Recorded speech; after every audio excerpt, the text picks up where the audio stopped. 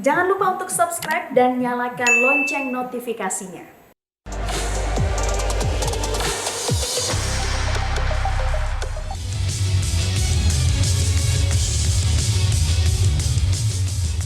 Terima kasih pemirsa, Anda masih bersama kami. Kita di bagian akhir dari diskusi kita malam ini. Saya ingin ke Mas Sugeng. Mas Sugeng, bagaimana kita, tadi seperti dikatakan Bu Nike, meminta kita semua masyarakat untuk juga berhemat menggunakan BBM. Karena situasi ini mungkin kita tidak tahu kapan bisa membaiknya. Bagaimana Mas Sugeng?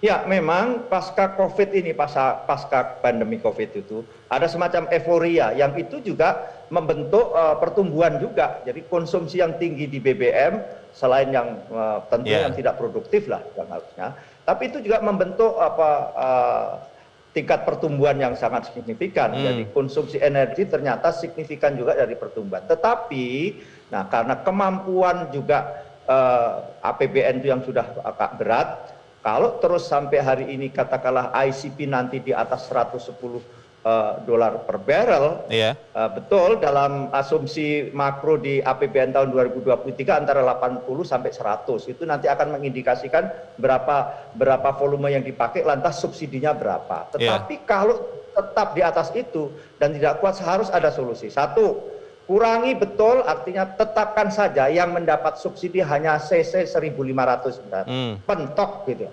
Setelah kalau masih berat lagi, nantinya ujungnya adalah yang mendapat subsidi hanya pemakai motor saja. Semua kepada, kalau memang kemampuan APBN tidak mampu, karena kita juga ada windfall profit di yang tempat lain. Kenapa? ICP tinggi itu minyak jatah pemerintah yang diolah di dalam negeri pun dibeli oleh Pertamina dengan harga itu, artinya ada pemasukan negara dari sisi hulu di crude. Demikian juga komoditas yang lain, kan ada nikel, ada batu bara, ada CPO yang harganya tinggi, itulah windfall profit, sehingga APBN dikatakan di tahun 2022 per Maret itu dikatakan surplus kurang lebih 103 triliun misalnya. Nah, indikasi-indikasi makro ini juga nanti akan kita hitung, sehingga kemampuan negara itu dalam titik tertentu di mana kita harus memutuskan apa, khususnya dalam hal subsidi itu tadi, subsidi BBM. Baik, terima kasih Mas Sugeng. Mas Komaydi, supaya bom waktu ini tidak meledak, subsidi energi, bagaimana Mas? Iya, saya kira pemerintah harus memformulasikan dan variabel penentunya adalah waktu ya Mas. Betul yang disampaikan oleh Mas Sugeng tadi bahwa era pandemi menuju endemi menambah konsumsinya meningkat, kemudian ada perang Rusia-Ukraina juga menambah itu meningkat, tetapi juga krisis ini juga biasanya akan membalancing Mas, permintaan biasanya akan turun. Kalau sebelum ada krisis ini diproyeksikan harga minyak akan naik terus, mudah-mudahan ini bisa menjadi balancing untuk mengerem paling tidak di titik tertentu supaya bebannya tidak terlalu besar. Sehingga berdasarkan hal ini pemerintah tetap harus tetap memantau kira-kira di level berapa optimalnya nanti kemudian diputuskan begitu. Tetapi yang perlu kita sampaikan kepada publik Mas, bahwa subsidi energi ini kan luar biasa besar. Tadi Bu Nike menyampaikan untuk harga keekonomian Pertalite kan ada selisihnya dengan yang dijual di dalam negeri kan kisaran 9 sampai 10 ribu per liter.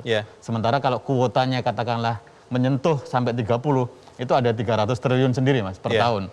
Sementara kalau kita bicara di listrik itu pembangkit batu bara konsumsinya sekitar 125 juta ton per tahun.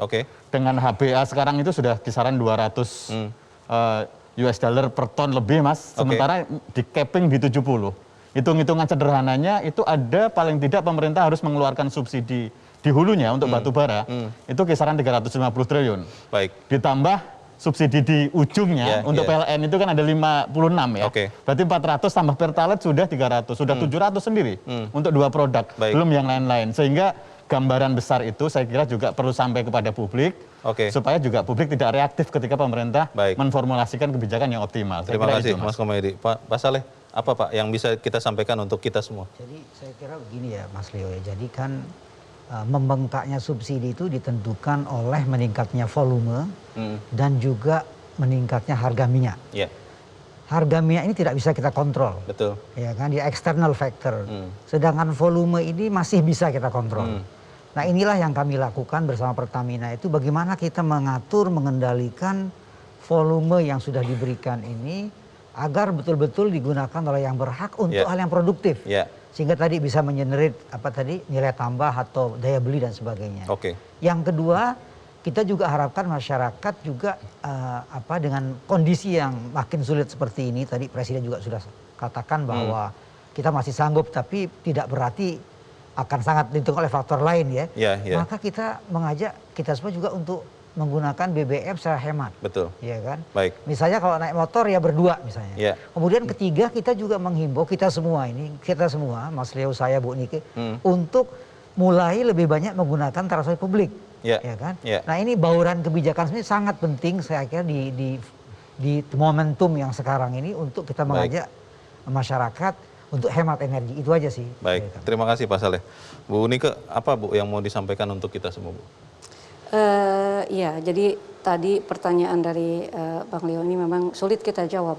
Karena yang kita bahas adalah kalau kita lihat ya, konsumsi BBM subsidi itu sekitar 70% dari total BBM yang dijual di negara ini. Jadi kita bicara tentang 70% ini, gitu ya, yang tentu dampaknya akan besar, bisa kemana-mana, ke semua aspek.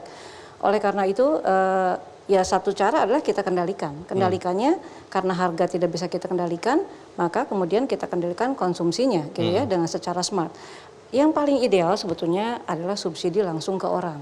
Itu ideal, karena ketika ada disparitas harga di pasar yang sangat tinggi, itu pasti akan terjadi rembesan, ada yang tidak tepat gitu. Karena itu ya manusia makhluk ekonomis ya. Jadi itu diwujudkan. Jadi ini tahapan kalau menurut saya. Jadi sekarang subsidinya adalah melekat di kendaraan, nextnya adalah melekat ke orang. Itu bertahap. Jadi tapi tentu dengan sistem. Karena sekarang kalau kita lihat tadi menggunakan CC misalnya, kalau kita lihat jumlah kendaraan 17 juta, yang 1.500 ke bawah itu totalnya 13,7 juta kendaraan untuk roda 4. Jadi lebih dari 80%. Terus kendaraan roda 2 motor.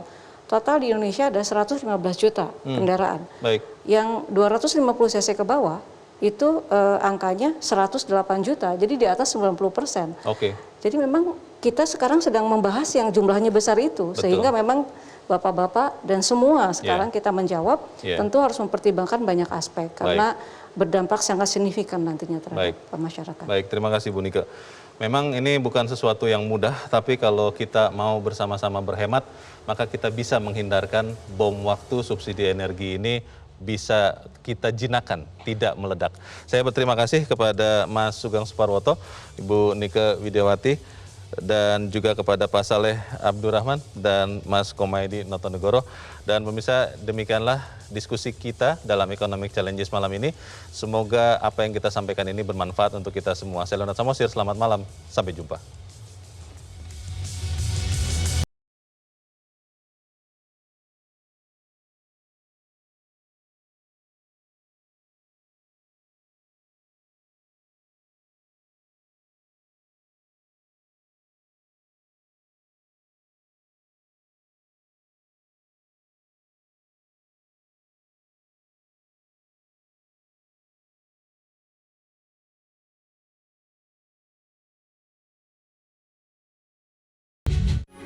Metro TV,